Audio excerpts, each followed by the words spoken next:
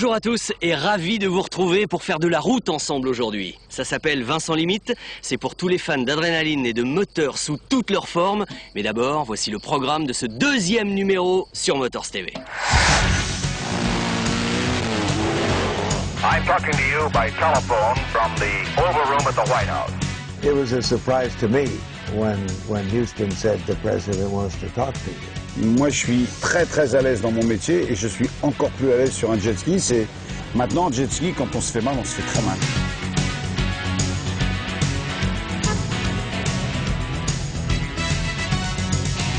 Quand vous êtes à 4-5G et qu'on n'a pas l'habitude comme des pilotes, je vous assure que c'est extrêmement éprouvant, mais c'est aussi absolument extraordinaire. Bon, d'accord, c'est la rentrée avec toutes les mauvaises nouvelles qui vont avec, mais croyez-moi, il ne faut surtout pas se laisser impressionner. En tout cas, moi, je ne sais pas ce que vous avez fait de vos vacances, mais comme vous venez de le voir il y a un instant, l'équipe de Vincent Limite, elle, s'est baladée pendant tout l'été. Et dans l'immédiat, notre premier point de chute nous a mené à la frontière du Var et des Alpes-Maritimes. Allez, on va dire du côté de Fayence et de Grasse, à Tourette exactement, à la rencontre d'un concessionnaire moto, vraiment, mais alors, vraiment pas comme les autres.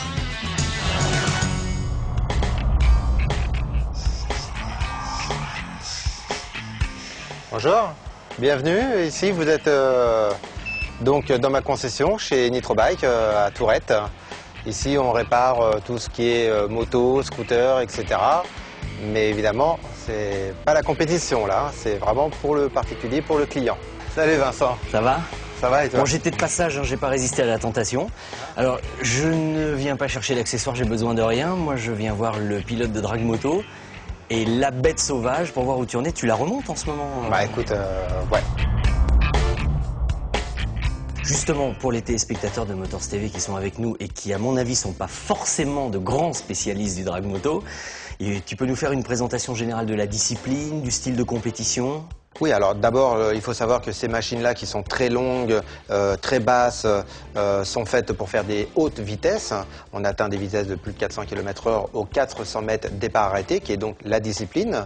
Le but étant d'aller évidemment le plus vite possible sur cette distance du quart de miles.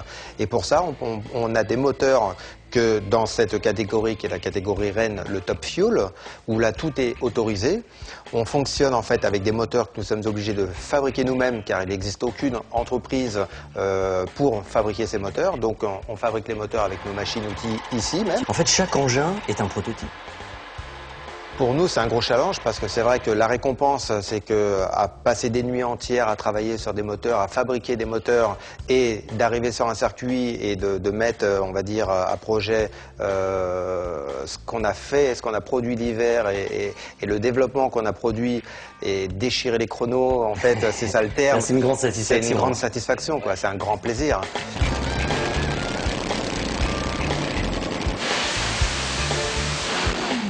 En fait, on part sur une base d'un 4 cylindres. Alors, comme on peut voir ici, c'est tout du taillé dans la masse. Hein. Donc, c'est un 4 cylindres avec la chaîne de distribution au milieu, donc double arbre à cam en tête. Ici, on a un énorme compresseur volumétrique hein, qui va nous permettre d'avoir un énorme boost pour aller, on va dire, suralimenter la moto, qui n'est pas un turbo, qui est un compresseur, donc c'est en prise directe. Un compresseur, c'est voilà. ça.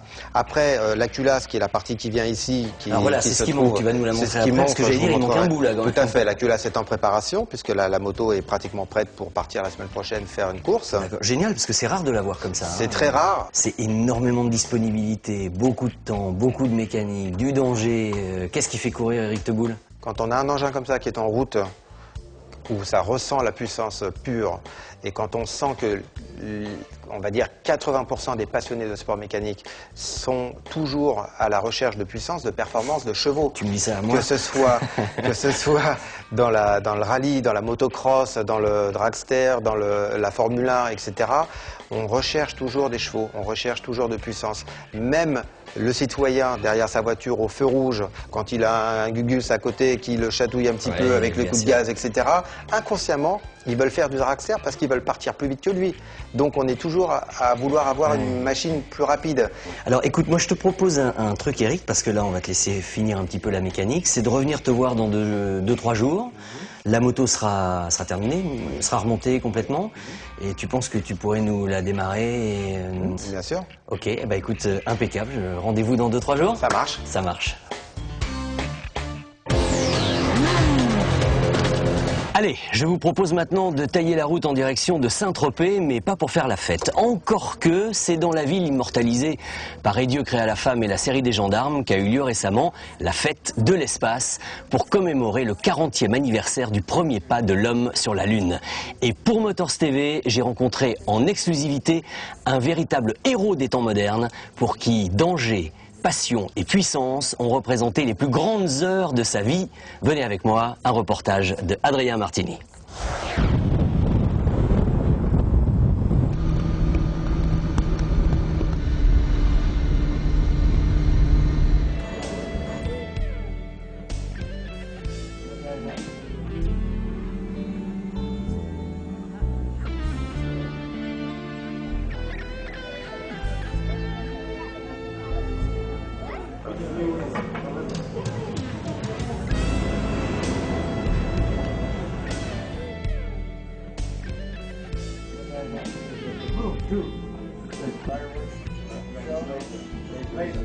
To do is to stop and answer. We choose to go to the moon in this decade and do the other things, not because they are easy, but because they are hard. And I grew up in a family. J'ai grandi dans une famille très impliquée dans l'aviation, vous savez, et j'ai commencé à polariser mon attention sur ce sujet alors que je faisais beaucoup de sport à l'époque, de l'athlétisme. Mais je savais que mon heure viendrait et que je finirais tôt ou tard par voler en avion. Mais c'est vrai que oui, j'ai eu de la chance, je suis un homme gâté.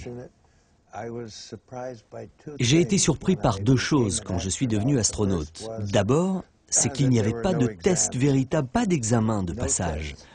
Les gens qui nous formaient ne pouvaient pas dire finalement si on avait bien tout compris ou non. Il n'y avait aucun critère objectif qui permettait de dire oui, celui-là a tout compris. Ça m'impressionnait par rapport à un programme aussi rigoureux et aussi bien pensé. On était tous bien conscients que quand on se prépare à un lancement en fusée, on veut aller jusqu'au bout. On espère surtout qu'il n'y aura pas de report et qu'il ne faudra pas tout refaire le lendemain. En fait, c'est comme gagner un jeu quand on va au lancement. Et tu perds le jeu si tu n'es pas lancé, voilà.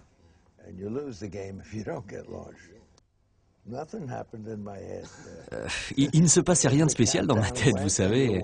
Le compte à rebours se déroule et puis on attend, on regarde ce qui se passe. Bon, je comprends que vous veuillez savoir ce qui se passait dans ma tête lors de la première minute, mais c'est très difficile à dire. Moi, je ne sais pas ce qui se passait dans ma tête. En tout cas, pas de panique, pas d'éclat de rire non plus. C'était une affaire sérieuse. Hein.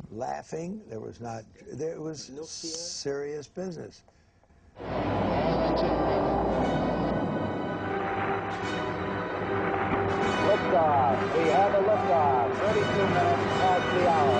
Liftoff on Apollo 11.